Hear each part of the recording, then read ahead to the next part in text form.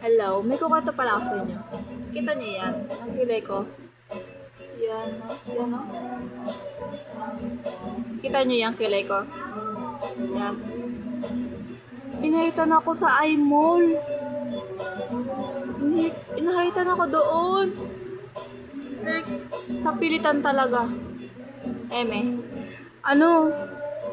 Hindi na yung ganito ko ganyan, oh. Sabi dito daw, aahitan daw niya ako. So, ayan, oh. Inahitan ako nung bago magpasukan.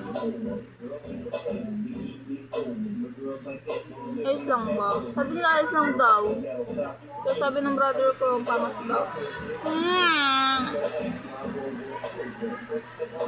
Ano naman, diba? Ganda naman. Ano ba? Ano pa nga, nabudol pa nga ako doon. Nabudol ako. Yung sabihin pa ka nung maganda, ang ganda ko daw, ganda ng... Ginawa pa ako model, pinicturean pa ako. Mag-lipstick daw ako, ganyan. And everything that you can give, ba?